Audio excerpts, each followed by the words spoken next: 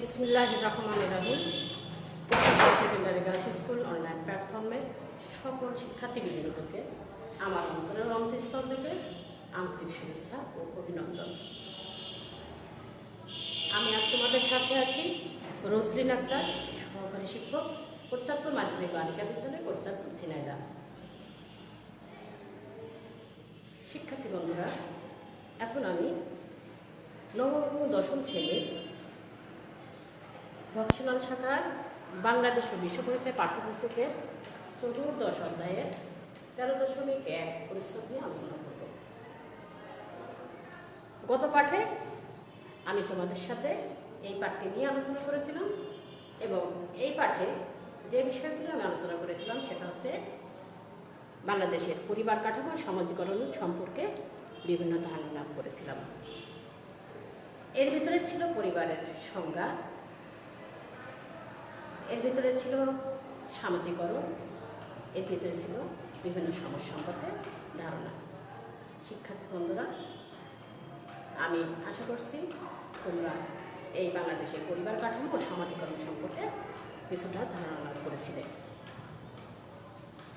বিভিন্ন দেশভেদে এবং সমাজভেদে এই পরিবারকে আবার 6টি শ্রেণীতে বিভক্ত করে বিভিন্ন অবকাঠামোয় ভাগ করা হয়েছিল।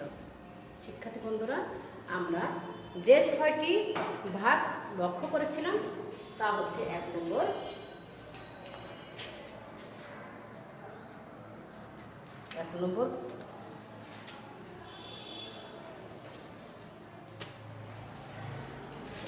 ছিল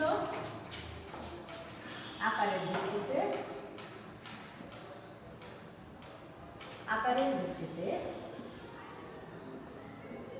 পরিবার।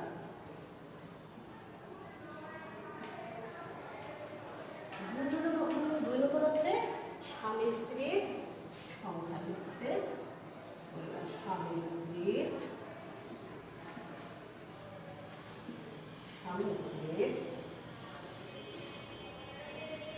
সংখ্যার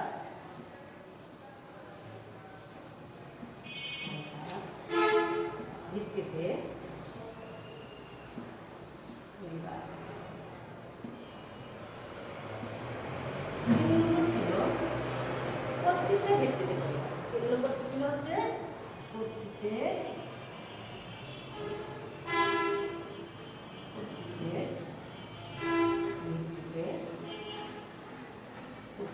ভিত্তিতে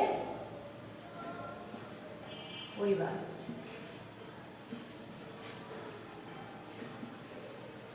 4 নম্বর ছিল বিবাহোত্তর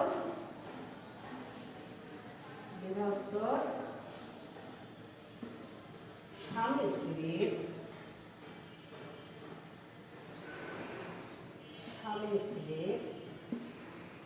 বসবাসের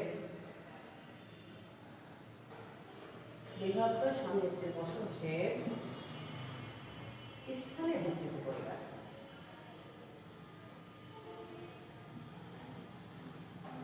স্থানের ভিত্তিতে পরিবার। 4 নম্বরটা কি ছিল? 4 নম্বরটা ছিল হচ্ছে 4 নম্বর। 5 নম্বর হচ্ছে বংশমর্যাদা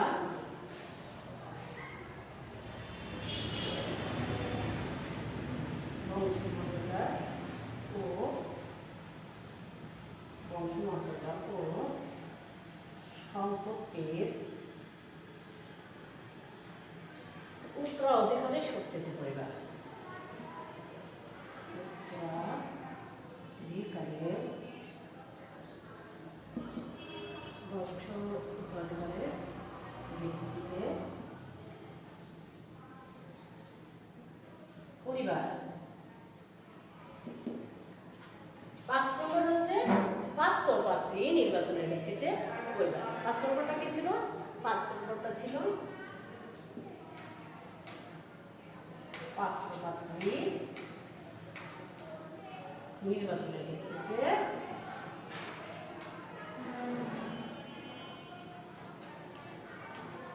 পরিবার। বন্ধুরা, গত পাঠে আমরা এই ছয়টা পরিবার শ্রেণীভেদগুলো আমরা জেনেছিলাম। কিন্তু এই ছয়টা পরিবারের যে অবকাঠামো, এটা কিন্তু আমরা জেনেছিলাম শুধু আকারের ভিত্তিতে পরিবারটা নিয়ে। শুধু আকারের ভিত্তিতে পরিবারটা নিয়ে আমরা আলোচনা করতে পেরেছিলাম। আজকে আমি তোমাদের সঙ্গে যে বিষয়টা যে আলোচনা করব, যে পরিবারটা নিয়ে আলোচনা করবো, সেটা হচ্ছে স্বামী স্ত্রীর সংখ্যা ভিত্তিতে পরিবার। আজকে আমি এই পর্যায়ে স্বামী স্ত্রীর সংখ্যা ভিত্তিতে পরিবার নিয়ে আলোচনা করব। স্বামী স্ত্রীর সংখ্যা ভিত্তিতে পরিবারকে ভাগ করতে গিয়ে আমরা এই পরিবারকে সাধারণত 3 শ্রেণীতে ভাগ করতে পারি। সাধারণত এই পরিবারকে কয় শ্রেণীতে ভাগ করা যায় শিক্ষার্থী বন্ধুরা? সাধারণত 3 শ্রেণীতে ভাগ করা যায়। একটা হচ্ছে একপতি পরিবার, একটা হচ্ছে একপত্নী পরিবার, 2 নম্বর হচ্ছে বহুপত্নী পরিবার, আর 3 নম্বর হচ্ছে বহুপতি পরিবার। একপত্নী পরিবার, এই পরিবারকে স্বামী স্ত্রী সংখ্যা ভিত্তিতে পরিবারকে ভাগ করতে গিয়ে আমরা এই পরিবারকে 3 শ্রেণীতে ভাগ করতে পারি। একটা হচ্ছে একপত্নী পরিবার, একপত্নী পরিবার। শিক্ষার্থী বন্ধুরা খেয়াল করো তো, 2 নম্বর হচ্ছে বহুপত্নী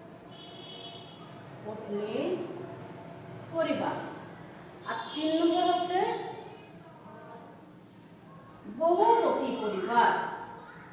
বহুপতি পরিবার, আর 3 নম্বর হচ্ছে বহুপতি পরিবার। শিক্ষার্থীরা খেয়াল করো, একপত্নী পরিবারটা কি? একপত্নী পরিবারটা হচ্ছে একজন পুরুষ একজন নারীকে বিবাহের মাধ্যমে যে পরিবার গঠন করে সেটা হচ্ছে একপত্নী পরিবার। আবার লক্ষ্য করো, একজন পুরুষ একজন নারীকে বিবাহের মাধ্যমে যে পরিবারটা গঠন করে সেটা হচ্ছে একপত্নী পরিবার। সাধারণত আমাদের এই সমাজে একপত্নী পরিবারের আধিক্য লক্ষ্য করা যায় এবং এই পরিবারটাকে কিন্তু আদর্শ পরিবারও বলা হয়ে থাকে।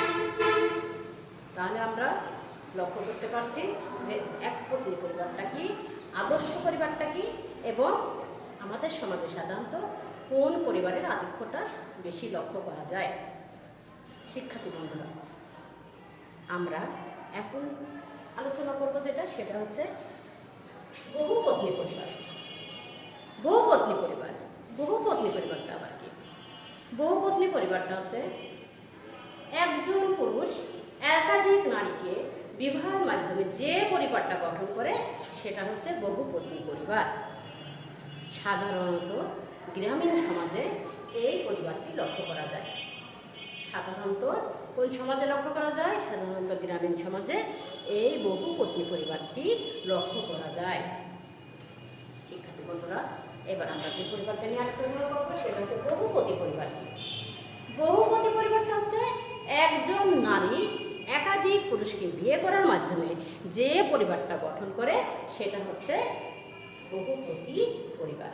সাধারণত আমাদের সমাজে বা সভ্য সমাজে এই পরিবার দেখা যায় না। এই পরিবারটা লক্ষ্য করা যায় তিব্বতের বা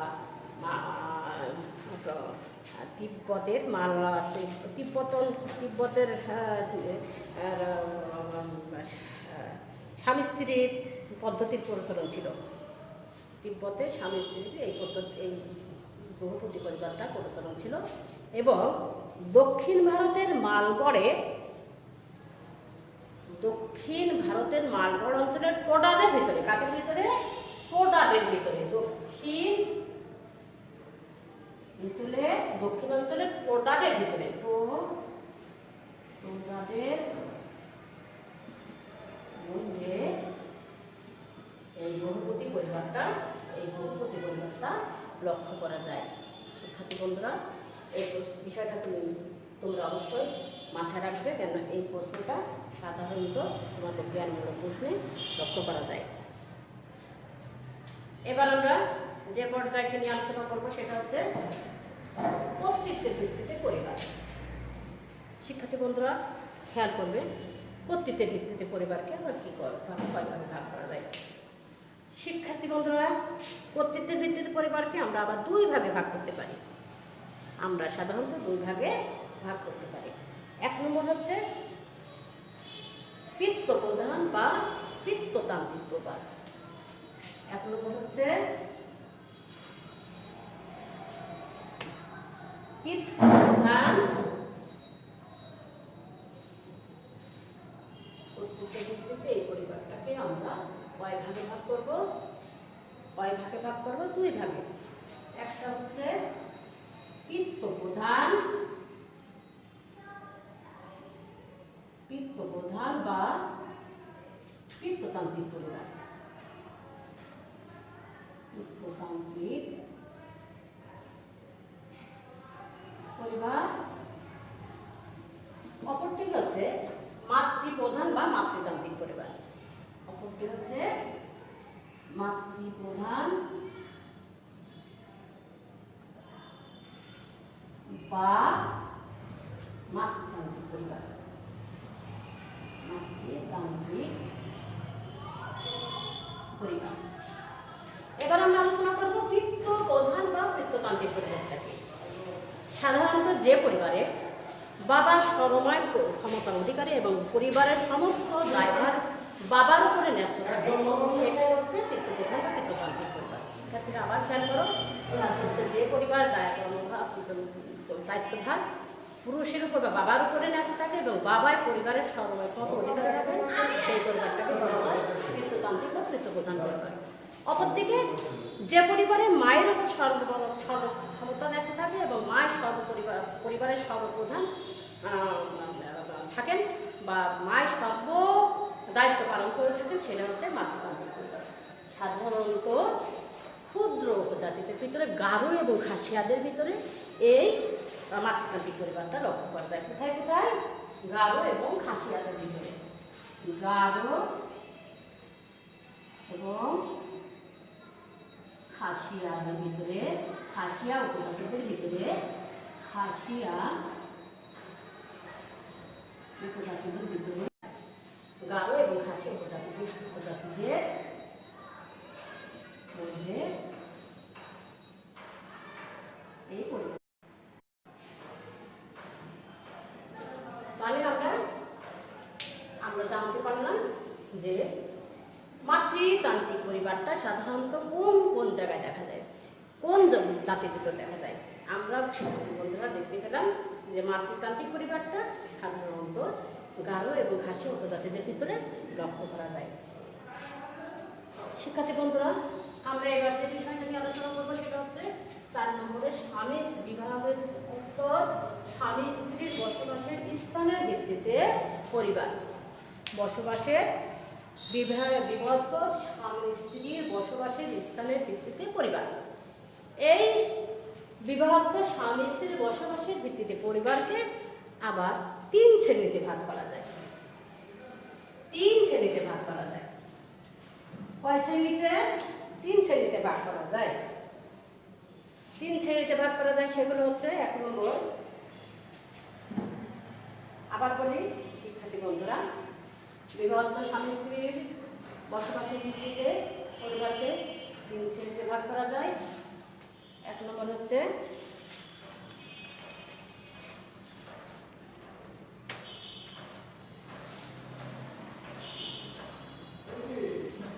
পিতৃবাস পরিবার, 2 নম্বর হচ্ছে মাতৃবাস পরিবার, আর 3 নম্বর হচ্ছে নয়াবাস পরিবার। এই বিভক্ত স্বামী স্ত্রীর বসবাসের স্থানের ভিত্তিতে পরিবারকে আমরা 3 শ্রেণীতে ভাগ করতে পারি।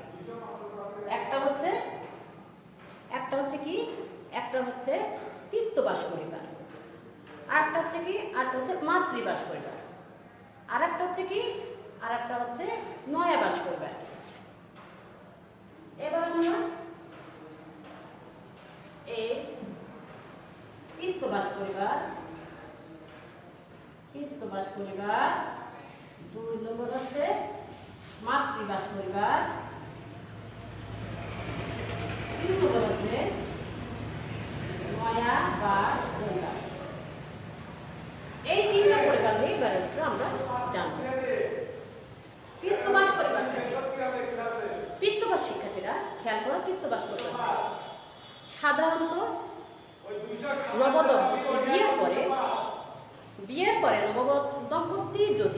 পিতার গৃহে বাস করে তাহলে সেটা হবে পিতৃবাস পরিবার।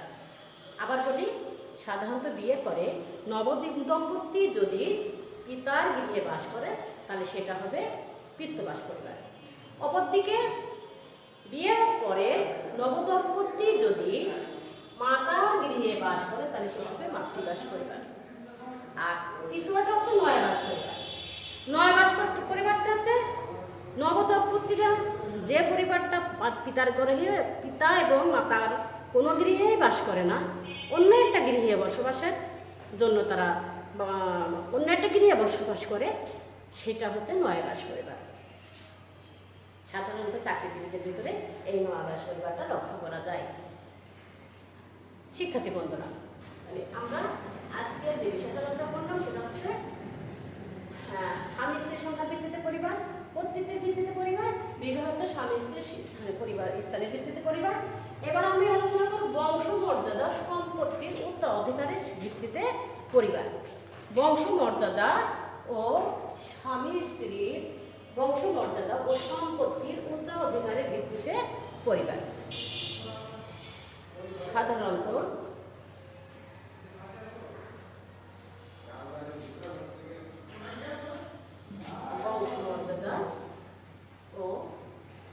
বংশমর্যাদা সম্পত্তির উত্তরাধিকারের ভিত্তিতে পরিবারকে আবার কয় শ্রেণীতে ভাগ করতে পারি?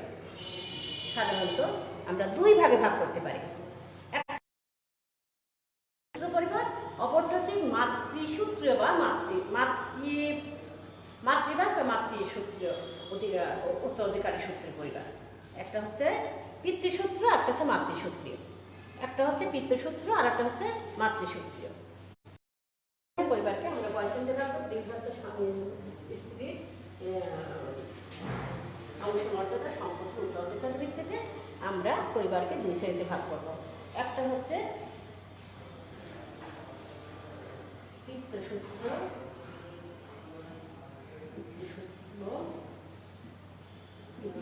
পরিবার, পিতৃসূত্রে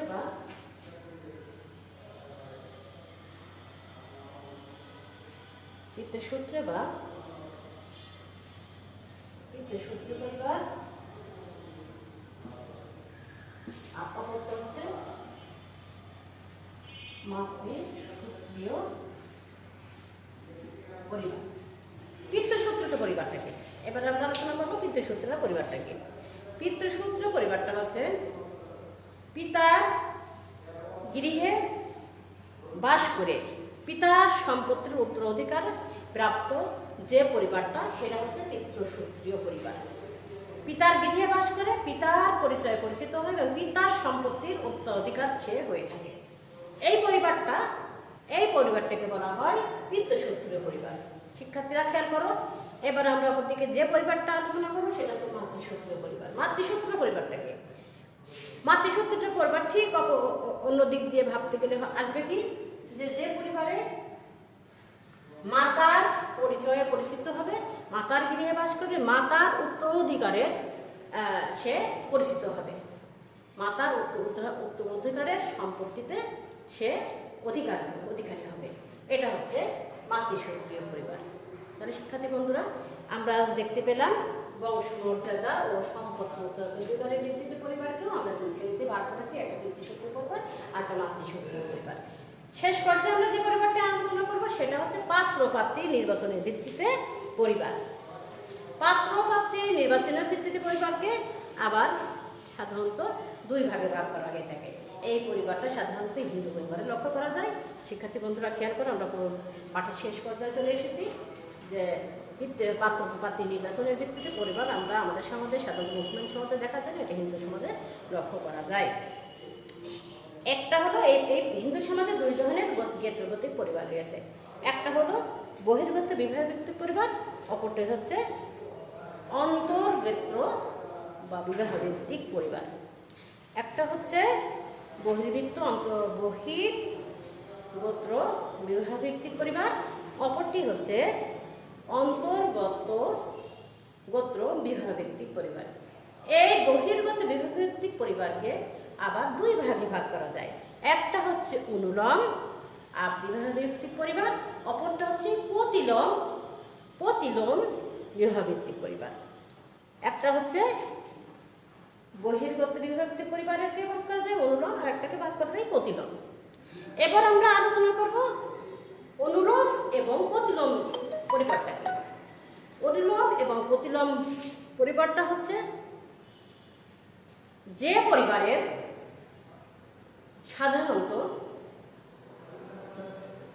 সাধারণত যে পরিবারের পুরুষ বা উচ্চ গোত্রের বা উচ্চ বংশমর্যাদার হয়ে থাকে এবং নিচু মর্যাদার নিচু বংশের নিচু গোত্রের মেয়েদেরকে বিয়ে করে, সেটা হচ্ছে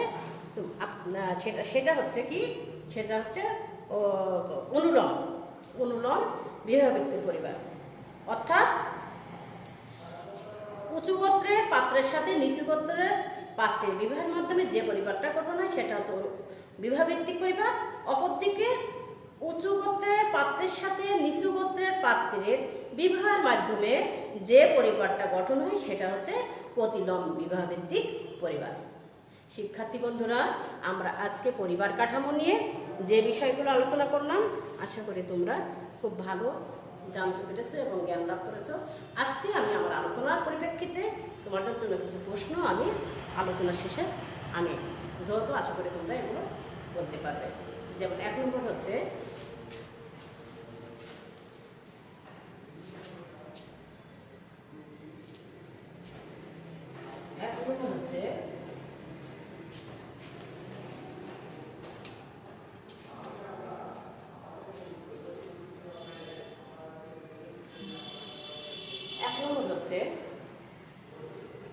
নয়াবাস পরিবারটা কি। নয়াবাস পরিবারটা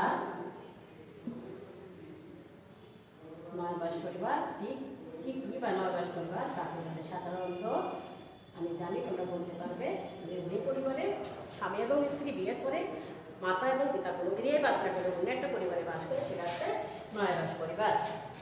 2 নম্বর হচ্ছে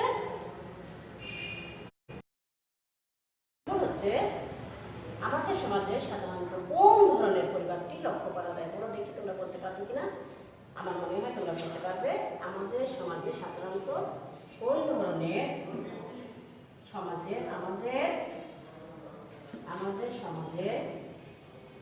সাধারণত কোন ধরনের পরিবারের আধিক্য লক্ষ্য করা যায়। আমাদের সমাজে সাধারণত কোন ধরনের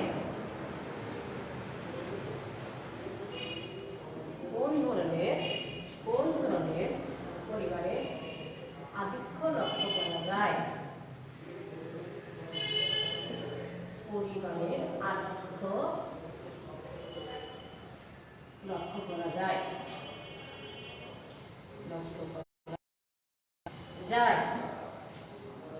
শিক্ষার্থী বন্ধুরা, আমি জানি তোমরা বলতে পারবে। 3 নম্বর হচ্ছে সাধারণত গ্রামীণ সমাজে কোন পরিবারটা লক্ষ্য করা যায়। সাধারণত গ্রামীণ সমাজে কোন পরিবারটা লক্ষ্য করা যায়। গ্রামীণ সমাজে কোন পরিবারটি লক্ষ্য করা যায়। গ্রামীণ সমাজে কোন পরিবারটি লক্ষ্য করা যায়। কোন পরিবারটি লক্ষ্য করা যায়। শিক্ষার্থী বন্ধুরা, আমি জানি তোমরা বলতে পারবে। গ্রামীণ সমাজে সাধারণত আমরা যে পরিবারটি লক্ষ্য করি সেটা হচ্ছে বহুপতি পরিবার। বহুপত্নী পরিবার অর্থাৎ একজন পুরুষের একাধিক স্ত্রী থাকে, তাই না। এবার আমরা যে বিষয়টি আলোচনা করব সেটা হচ্ছে আরেকটা প্রশ্ন আমরা আলোচনা করতে পারি, সেটা হচ্ছে 4 নম্বর।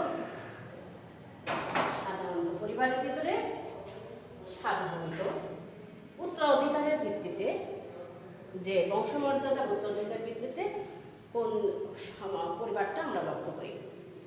কোন পরিবারটা সাধারণত লক্ষ্য করা যায় এবং এই বংশমর্যাদা উত্তরাধিকারের ভিত্তিতে পরিবারকে যে লক্ষ্য করা যায় তাতে করে আমরা দেখতে পেয়েছি যে এই পরিবারকে আমরা 2টো শ্রেণী পেয়েছি। একটা হচ্ছে কি, একটা হচ্ছে পিতৃ সূত্রে আর একটা হচ্ছে মাতৃসূত্রীয়। শিক্ষার্থী বন্ধুরা, আমরা ক্লাসের শেষ পর্যায়ে চলে আসছি। এবার তোমাদের জন্য আমি একটি বাড়ির কাজ নিয়ে আসছি। বাড়ির কাজটা তোমরা অবশ্যই খাতা লিখে নেবে এবং বিদ্যালয় খুললে তোমাদের নির্দিষ্ট শিক্ষককে দেখাবে। বাড়ির কাজটা তোমরা খাতা লিখে নাও। বাড়ির কাজ।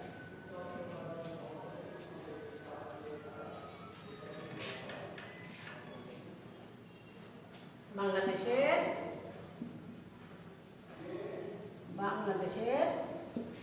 পরিবার কাঠামো সম্পর্কে, পরিবার কাঠামো সম্পর্কে, বাংলাদেশের পরিবার কাঠামো সম্পর্কে ব্যাখ্যা বা আলোচনা করে।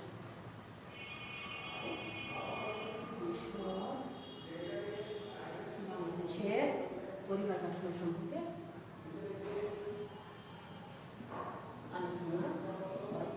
আশা করি তোমরা পাঠটিকে গুরুত্ব দিবে এবং অবশ্যই স্কুল করলে তোমাদের নির্দিষ্ট শিক্ষককে জানাবে এবং দেখাবে।